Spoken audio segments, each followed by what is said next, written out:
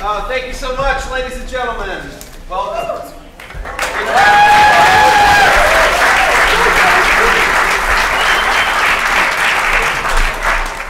First, I want to say thank you to all the great people here at Largo for letting us come here and do this. I want to thank the beautiful people from Penn USA, folks from Child Health, everybody from Bernard Hollywood. And this is really special for me. I think this is really the last performative event of the year for myself and my company, Rare Lit. So this is really special.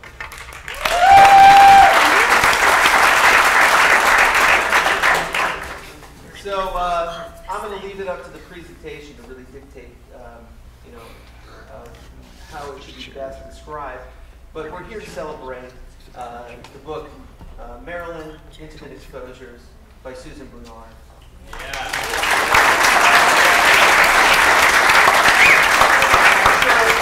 I'm sure many of you guys know the history of this because a lot of you were invited here. And but for those of you who haven't, you're in for a real treat. We have a wonderful cast of actors, entertainers, and all-around great performers. Playing part of Marilyn, we have Rose McGowan.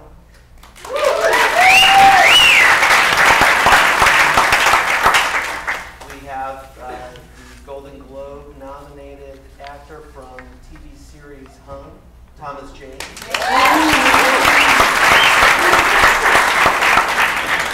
And a guy I met today that he introduced me as what was that? Another Kiwi. Another Kiwi. Yeah, exactly. He's from New Zealand. That came before his name. There's a guy named John Roberts. He's gonna be doing some really wilder stuff. So stick around, enjoy the show. Is this mic close enough? Susan's gonna be citing books out there afterwards, and we hope to see you there. Thank you for coming.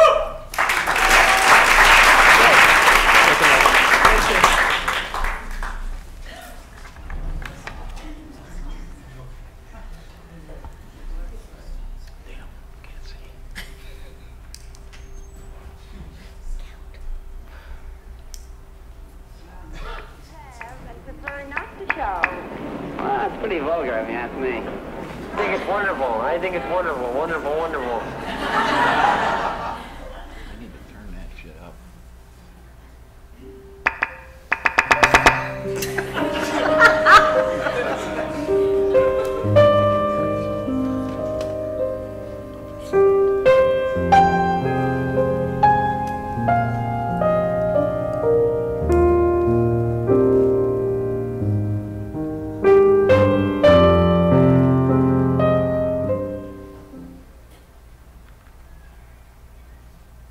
Good evening. Thank you for coming here to the Largo Coronet. It's very gracious of you to share in my father's journey with Marilyn and my book, Marilyn, Intimate Exposures. Let me start.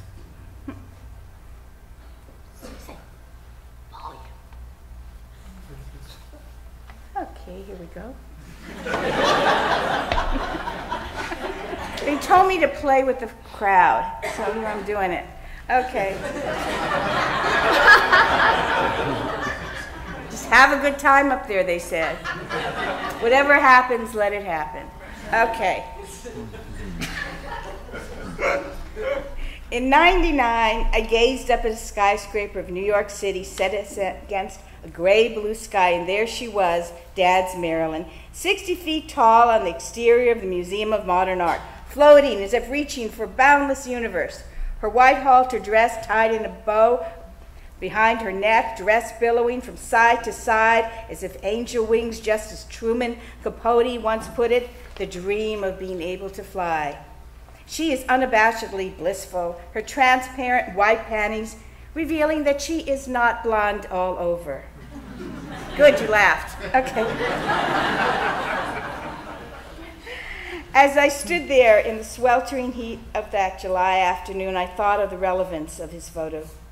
of Marilyn nearly 50 years later.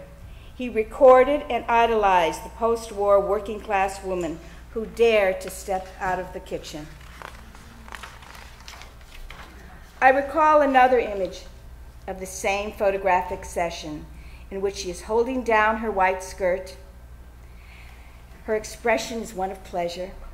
She is both satisfying the puritanism of 1950s American and mocking it.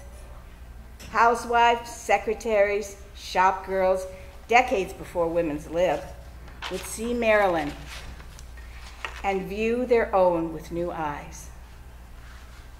They view their life differently. Chapter 1, in white, New York, 1954. In New York, Marilyn walks out of the Trans-Luck Theater onto the movie set like a shaven lamb. She is peroxided, irritated, and raw. She is oblivious to the crowds multiplying on Lexington Avenue. She steps directly over the subway grate, moving 4 steps to the left, comes down hard on heels with the stance of a lion. She is in her white sundress with a halter top gathered in folds, accentuating real breasts. Legs are spread apart, feet in high heels, white sandals, her skirt in the air, a billowing soft sheet revealing fleshy thighs and transparent white cotton panties. The crowds are silent, just like you. She is giving them what they want. She is not going to let them down. A sound man picks up the ticking of a camera's metal motor drive. The director, Billy Wilder, hollers, "Cut!" Whitey, where'd that come from? Okay, it was over there, right? Okay, Whitey, her makeup man, appears on the set, dabbing her nose and cleavage. She cherishes how he blushes when he calms her down, talks about his wife and kids. She used to spend holidays with them when she had nowhere to go, when she used to pretend her mother was dead and the baby she imagined she had at 13 was not hers. Now she has Joe. Wilder stomps on the set. Say your lines slow, distinct. He directs her, accentuating words, hands in the air as if conducting a symphony. She stares at him vacantly. The blue in her eyes has evaporated. Let the skirt slowly lift. He tells her as if she doesn't speak English. He orders Whitey. She's fine, we're losing light. Take your time, honey. She tells Whitey, whose kindness conceals her nightmares of kisses on a foster child's behind. Whitey is bringing his eye-level chair onto the set. I love that picture, you know? Wilder throws his cap to the ground, spits on the monogram handkerchief, wipes his brow. She knows Wilder views her as a vacuum with erect nipples. Couldn't say the erect nipples, you know? She is circumventing the great Wilder. She's no gag. Slowly, Whitey is twisting a charcoal pencil on her cheek. Her head is tilted up, lids closed. Mind is wandering to the daughter she shall have. They are moving slowly along the Santa Monica Pier, licking strawberry ice creams.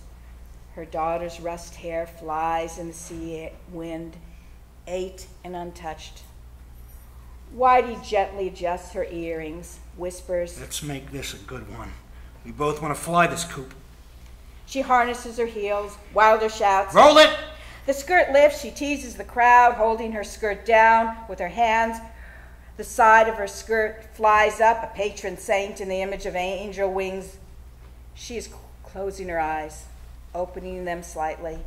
She sees Dad in the crowd. Was it really Bernie? She's snapping, zooming out of focus. She must be imagining it. The studio's doctor's pills and injections to stop her hunger, insomnia, and escalating nerves.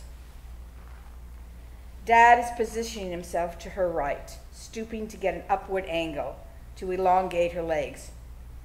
She is Norma Jean again. 18, her baby is breathing, or is it the beat of her rapid pulse?